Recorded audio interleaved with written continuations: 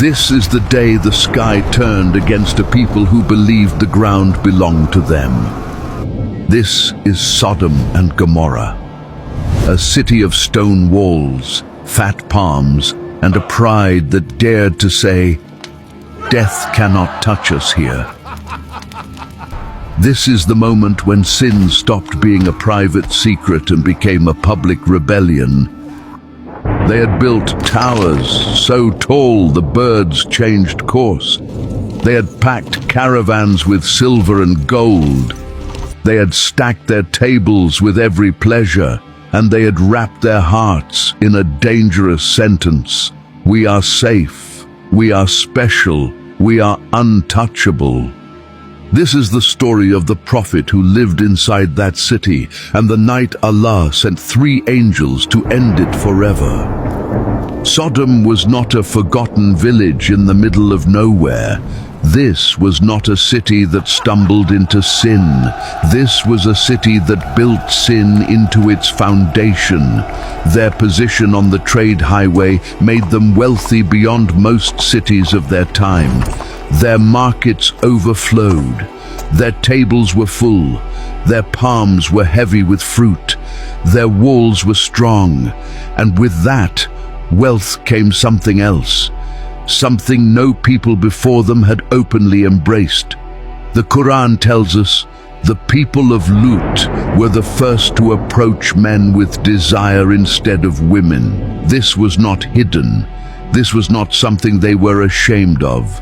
They committed these acts in their gatherings, openly, publicly, without restraint, and they were proud of it. But it went further than desire.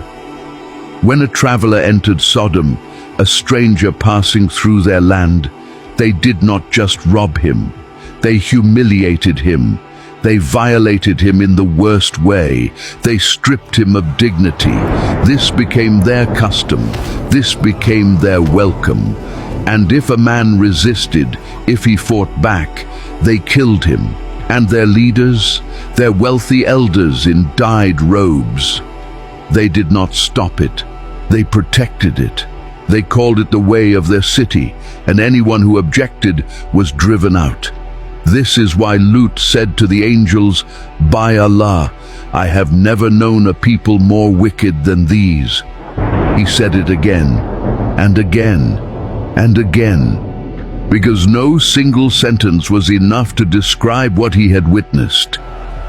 This was Sodom, not a city that had fallen, a city that had chosen. Now meet Lut, peace be upon him. He was not born in Sodom.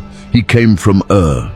He had traveled with his uncle, the great prophet Ibrahim, peace be upon him, across the desert to Canaan.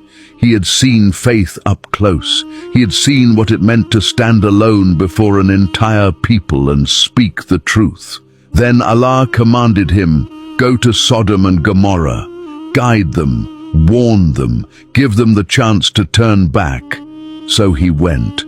For years, he called them. He stood in their markets and raised his voice. He walked their streets and warned them. He pleaded with them in the night. "Will you not fear Allah? I am a trustworthy messenger to you. Fear Allah and obey me. I ask no reward from you. My reward is only from the Lord of all creation." They heard every word.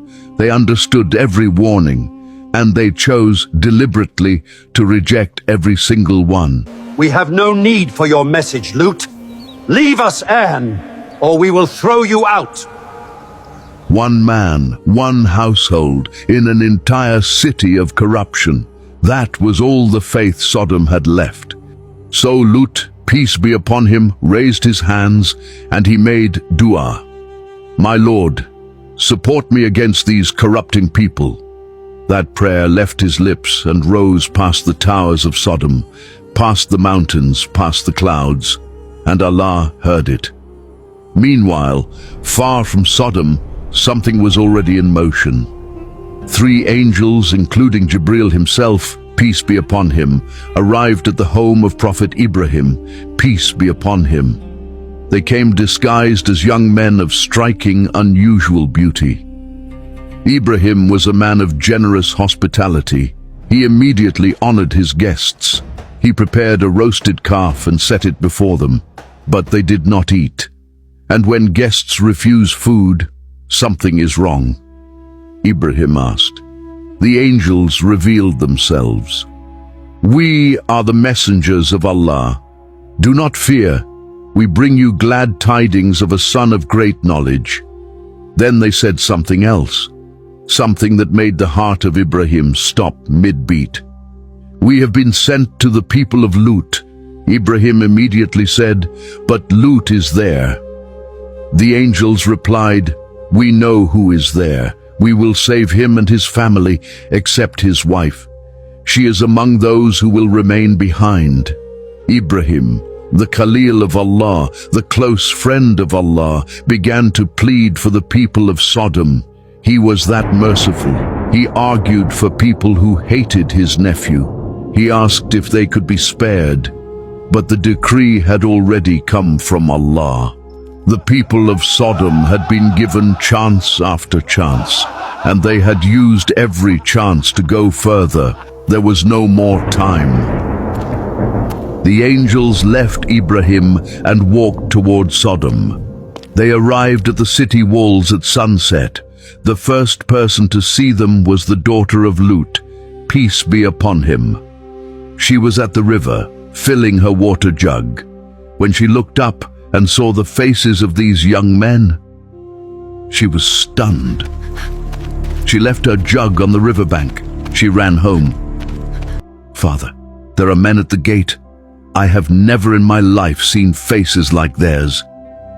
Lut, peace be upon him, felt his heart drop. He knew his people.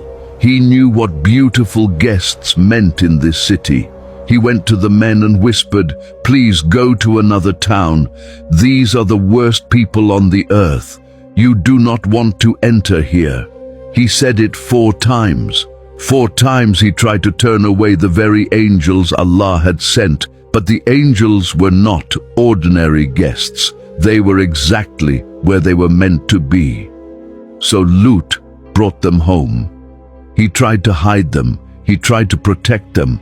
But his own wife, the woman who shared his home, his food, his life, she slipped out quietly through the back, and she told the city. The city came.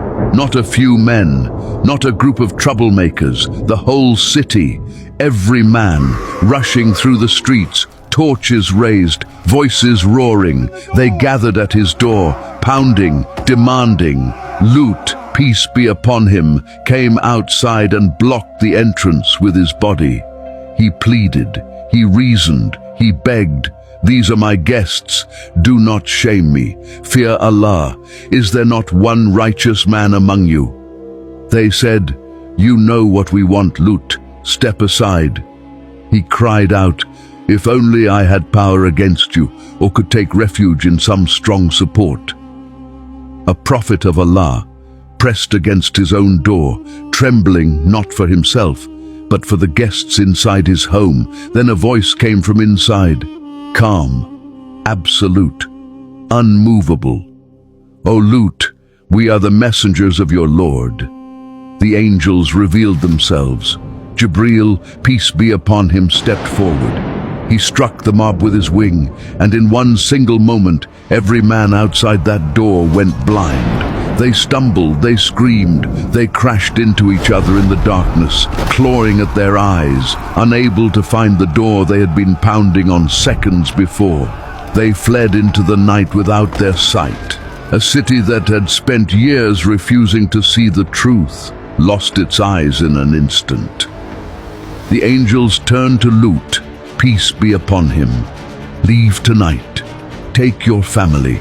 Walk in the darkness before dawn comes. Do not let any of you look back. Go where you are commanded. Do not take your wife. She is of those who will remain. Morning was coming, and with the morning, the decree of Allah would fall on Sodom. Lut gathered his daughters. They stepped out of the house, into the dark. into the silence, into the desert. No lanterns, no noise, just faith, one step at a time, moving away from the city that had rejected every mercy Allah had ever sent it. Then morning came. The Quran describes what happened next in one devastating ayah. When our command came, we turned those cities upside down and rained down upon them clustered stones of baked clay, layer upon layer. The earth shook beneath Sodom. The city was lifted and hurled back down, overturned. A rain of fire and baked clay fell from the sky, layer after layer, on every street, every market, every tower that once blocked the path of birds, every table that had been stacked with pleasure. Gone, all of it, gone. And Lut's wife, despite the warning, despite the command, she looked back, and she was gone with them. The Quran calls the site of those cities Al-Mutafika, the overturned cities, and it says, "Their ruins still lie along a known route. Surely in this is a sign for those who believe." Today, scholars point to the Dead Sea region, the lowest point on Earth, 430 meters below sea level. A landscape of sulfur and salt and scorched, silent earth. The ruins are still there. The warning is still there. But here is what Allah wants us to understand. This was not only about the sins of Sodom, it was about what happens when sin becomes a system. The people of Sodom did not just commit sins, they normalized them. They celebrated them. They institutionalized them. They attacked and silenced anyone who objected. They built a society around transgression and called it freedom. That is the line, not the sin itself, but the moment a people looks at the warning of Allah and laughs. The moment mercy is mocked. The moment truth is punished. The moment a city collectively says, "We are untouchable." That is when the sky turns. Lot, peace be upon him, stood alone for years. He did not leave. He did not compromise. He did not trade his faith for comfort or safety. And when the decree of Allah came, he walked out into the dark, and he was saved. You will not always have numbers. You will not always have support. Sometimes you will stand at a door with nothing except your belief and your willingness to say, "This is wrong." That was enough for Lut. So ask yourself today, when the crowd moves in one direction and you know it is wrong, do you follow? When the truth makes you unpopular, do you go quiet? When sin becomes normal around you, do you start to call it normal too? The morning always comes. The question is, which side of the city will you be on when it does? If this story moved you, share it with someone who needs it.